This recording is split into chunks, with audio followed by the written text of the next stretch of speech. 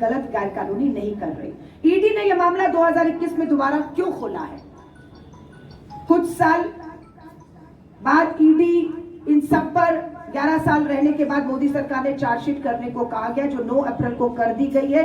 और आज 2015 से 25 तक 10 साल जांच। राहुल गांधी जी को बुलाया गया था लगातार 6 दिन, सोनिया गांधी जी को 2 दिन ईडी में बुलाया गया, लेकिन कुछ साबित नहीं कर पाए हैं। 2025 की चार्जशीट दोष साबित करती है। मैं आपको फिर बता दूं, 9 अप्रैल को ईडी चार्जशीट अब तक सार्वजनिक नहीं की गई है, 25 को पेश की है। बिल्कुल राहुल गांधी जी, सोनिया गांधी जी, पूरे देश की कांग्रेस उनके समर्थन में राउज एवेन्यू कोर्ट पहुंचेगी, और वो जो चार्जशीट पेश की गई उसकी कॉपी पत्रकारों के पास हो तो दिखाइएगा।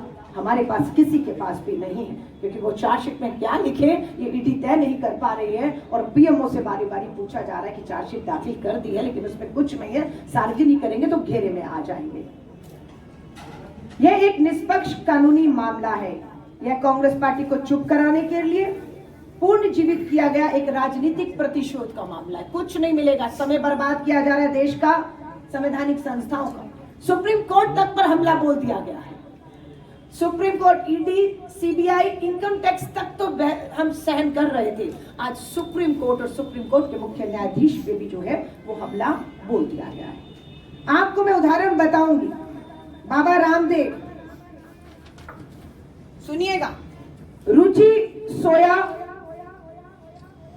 4000 करोड़ के कर्ज में, रुचि सोया कर्ज में डूबी हुई कंपनी को कौन खरीदता है? बाबा रामदेव का पतंजलि खरीदता है।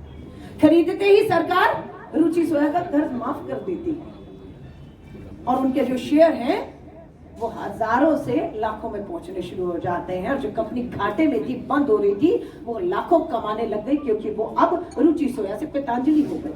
दूसरा मामला, मोदी सरकार ने वोडाफोन के 36,000 करोड़ माफ कर दिए। वोडाफोन निजी कंपनी है, एमटीएनएल को बचाते तो समझ आता, सरकारी कंपनियां बंद हो रही हैं कर्ज में डूब कर नहीं। आपने किसको? वोडाफोन 36,000 करोड़ का कर्ज माफ किया, यहां तक उसका मालिक खुद हो गए, और आज उसके जो है शेयर 22% से 48% पहुंच गए हैं।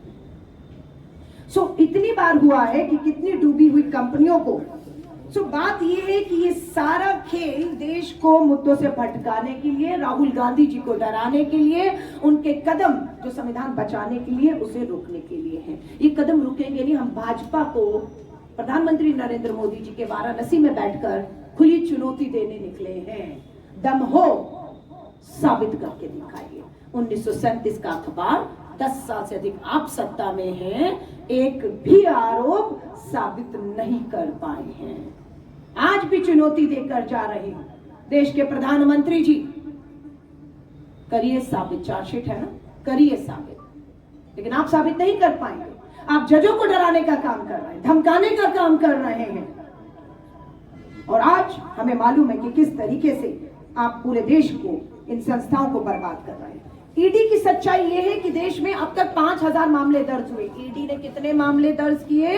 5000 मामले। इन 5000 मामलों में कितने मामलों में आरोप साबित हुए और सजा मिली? मात्र 24 मामलों में। 5000 मामले दर्ज और आरोप साबित होता है मात्र 24 बार। क्या प्रतिशत है आरोप साबित करने का? 1%। 100 मामले दर्ज हो रहे हैं और 1 पर आरोप साबित हो रहा है।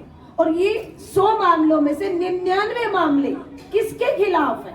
ये 100 में से 99 मामले विपक्ष के खिलाफ है, विपक्ष के नेताओं के खिलाफ है, और उसमें श्री राहुल गांधी जी और सोनिया गांधी जी भी हैं। इस पे भी ईडी को जवाब देना चाहिए कि आप राजनीतिक दबाव में डराने धमकाने के लिए मामले तो एक के बाद एक दर्ज करते हैं, लेकिन आप साबित क्यों नहीं कर पाते? उसी तरह ये भी मामला साबित नहीं होने वाला, क्योंकि ये राजनीतिक प्रतिशोध के तहत जो है वो लिया जा रहा है। हम आपसे साफ कह रहे हैं, पूरे देश में कांग्रेस ने मोर्चा संभाल किया है। पूरे देश के सड़कों पर हम निकलेंगे।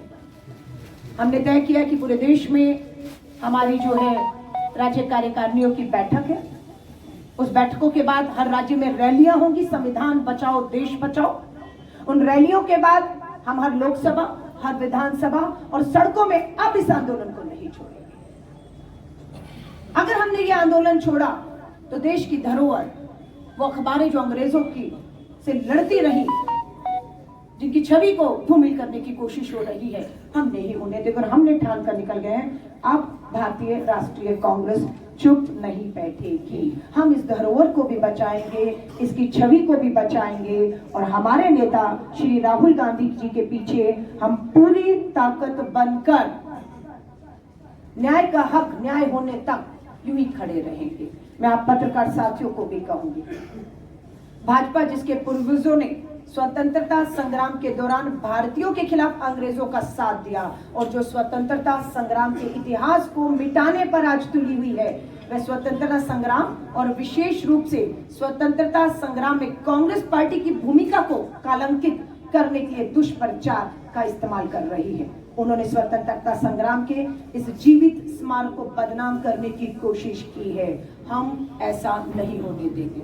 सर पे कफन बांध के, कमर कस के भारतीय राष्ट्रीय कांग्रेस पूरे देश में निकलेगी, क्योंकि ये बात सिर्फ राहुल गांधी जी की नहीं है। ये हमला संविधान पर हो रहा है, ये हमला संवैधानिक संस्थाओं पर हो रहा है। भाजपा डरी हुई है इस समय और एक नेता राहुल गांधी से डरी हुई है। इनकी राहुल जी की सदस्यता रद्द की वायनाड से, आपको मालूम है, सांसद थे, अपनी सत्ता के दम पर राहुल गांधी जी की सदस्यता रद्द कर दी, सरकारी बंगला छीन लिया, सुरक्षा छीन ली, लेकिन उच्च अदालत ने न्याय किया। राहुल गांधी जी की सदस्यता लोकसभा की बहाल होती है, वो वापस संसद पहुंचते हैं और उसके बाद भारत जोड़ो यात्रा उसी के बाद होती है, भारत जोड़ो न्याय यात्रा होती है। उसका परिणाम क्या होता है कि प्रधानमंत्री नरेंद्र मोदी जी नारा लेकर निकले थे, अब की बार 400 पार। आपके तानाशाही के रथ को अगर किसी ने देश भर में रोका और आपको बैसाखियों पर लाकर खड़ा किया है तो उसका नाम है श्री राहुल गांधी। एक न्याय योद्धा बनकर श्री राहुल गांधी पूरे देश में और गुजरात में आज बैठ चुके हैं। श्री राहुल गांधी जी संसद में खड़े होकर जब श्री राहुल गांधी जी ने कहा, अमित शाह जी प्रधानमंत्री नरेंद्र मोदी जी की आंखों में आंखें डालकर कि ये देश में आपकी तानाशाही का रथ हमने रोका है, बहुमत के लाले पड़ गए बैसाखियों पर, अब हम आपको गुजरात में हराएंगे। और राहुल गांधी जी ने सिर्फ ये कहा नहीं, राहुल गांधी जी ने गुजरात में अपना क्या कहते हैं तंबू गाड़ लिया है, बैठ गए हैं वहां जाकर और ये अब बौखला गए। यही बौखलाहट है, यही बौखलाहट है कि रोको राहुल गांधी। अभी तो बहुमत से चूके हैं, कोई बड़ी बात नहीं। पूंजीपति मित्रों को देश के खजानों से जो चोट पहुंचाने की कोशिश की है प्रधानमंत्री नरेंद्र मोदी जी, हमें मालूम है आप एक के बाद दूसरी संवैधानिक पदों पर जाने के लिए अभी से सोच विचार कर रहे, क्योंकि आपकी कुर्सी खतरे में आ गई है, ताकि कांग्रेस जब सत्ता में आए। तो श्री राहुल गांधी जी ने अभी खुलकर कहा है, हम न्याय करेंगे, हम इन पे कार्रवाइयां करेंगे, हम नहीं देखेंगे कि वो प्रधानमंत्री है, गृह मंत्री है, क्या था। हम सत्ता में आते ही 10 साल नहीं लगाने वाले। आपने जो देश को आर्थिक चोट पहुंचाई है, देश की सरहदों पर ना कोई घुसा था ना कोई घुसा है कहकर दुश्मनों से आपने समझौते किए हैं। हथकड़ियों में अमेरिका से हमारे बेरोजगार युवाओं को भेजा गया है। ये सब चीजें जो हैं, किस तरीके से कितने लाख करोड़ आपने अपने पूंजीपति मित्रों का माफ किया है, इन सब की जांच होगी। और 10 साल नहीं 10 महीनों में कांग्रेस की सरकार होती है जेल की सलाखों के पीछे। आप तो हमें नहीं कर पाए क्योंकि आपके आरोपों में दम नहीं था। हम आपको करेंगे, हम आपको जेल की सलाखों के पीछे करेंगे, क्योंकि आपने देश के साथ खिलवाड़ किया है। जब तक कांग्रेस और गांधी परिवार की बात थी हम बर्दाश्त कर रहे थे, लेकिन अब बात सिर्फ गांधी परिवार और भारतीय राष्ट्रीय कांग्रेस की नहीं रह गई है। अब बात देश के संविधान पर आ गई है, देश की संवैधानिक संस्थाओं पर आ चुकी है, सुप्रीम कोर्ट न्यायपालिका पर आ चुकी है और सीधा हमला बोला जा रहा है। आज हम चुप और कांग्रेस के स्वतंत्रता सेनानियों ने लिखा था, आज उसके साथ भी छेड़छाड़ हो रही है। आप तो ईडी की बात कर रहे हैं, ईडी तो संविधान के अंदर का एक भाग है। यहाँ तो पूरा संविधान खतरे में आ चुका है, पूरी आजादी खतरे में आ चुकी है। ये आजादी भी कांग्रेस और स्वतंत्रता सेनानियों ने इस देश को दिलवाई। भाजपा आरएसएस, भाजपा तो थी नहीं, आरएसएस तो गद्दारी कर रही थी, मुखबर बन रही थी। तो आज तो इस देश की आजादी, बोलने की आजादी पर हमला हो रहा है, संविधान पर हमला हो रहा है। इसीलिए हम कह रहे हैं, हमें मालूम है जब से ये सत्ता में आए हैं ये तानाशाह हो चुके हैं और देश के लोगों ने इनकी तानाशाहियों को रोका है। प्रधानमंत्री नरेंद्र मोदी जी के अपने संसदीय क्षेत्र उत्तर प्रदेश में वो कमजोर हुए हैं। सीधा 40 से ऊपर सीटों का उन्हें यहाँ पर नुकसान उठाना पड़ा और 400 पार का रथ देश में अगर किसी एक राज्य ने आगे बढ़कर रोका है तानाशाही के रथ को तो उत्तर प्रदेश ने रोका है और इसके लिए हम उत्तर प्रदेश के लोगों का धन्यवाद करते हैं। मैं इस बात को अजय राय जी के होते हुए कह रही हूँ, जिस तरह से अजय राय जी ने 3 लोकसभा के चुनाव लड़े और लगातार अपने विश्वास को, वोट प्रतिशत को लोगों में बढ़ाया और वहीं प्रधानमंत्री जी का जनता पे विश्वास और वोट प्रतिशत कम हुआ है। अगला चुनाव मैं दावे से कहती हूँ अजय राय जी लड़ेंगे, हम विश्वास से कहते हैं, लेकिन नरेंद्र मोदी जी वाराणसी से चुनाव लड़ने की हिम्मत नहीं दिखाई। अलका जी संबित पात्रा कह रहे हैं कि जिस थाली में राहुल गांधी खाते उसी में छेद करते हैं। ये कौन सी थाली है? संबित पात्रा जी से पूछिएगा, कौन सी थाली की बात कर रहे हैं? किसने अंग्रेजों का नमक जो है दलाली खाई? किसने पेंशनें ली? किसने गद्दारी करके खुफिया जानकारियां अंग्रेजों तक पहुंचाई? ये आप बताइए। कांग्रेस के स्वतंत्रता सेनानियों ने देश की आजादी से लेकर उस आजादी की हिफाजत तक कुर्बानियां दी। आप एक कुर्बानी संघी भाजपाई गिना तो दें। आज देश चल रहा है, आज आजादी की लड़ाई का जो हमारी नींव है वो लोकतंत्र की कमजोर की जा रही है। अलका जी, आप जो है एक वक्ता हैं, आप काफी मुखर रहती हैं।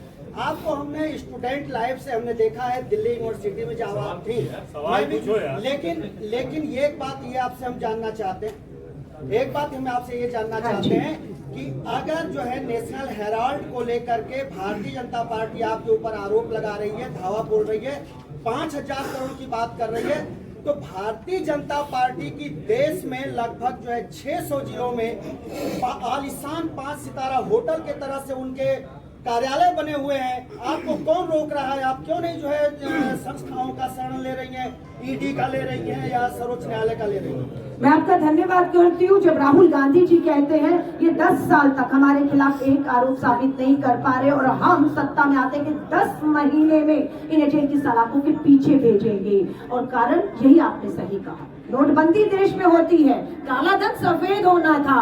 किसका काला सफेद हुआ? आज देश में भाजपा के और आरएसएस का दिल्ली में करोड़ों रुपए की इमारतें खड़ी हो गई हैं, करोड़ों रुपए की इमारतें खड़ी हो गई हैं। वो 5,000 करोड़ नहीं है, वो हजारों लाखों करोड़ हैं।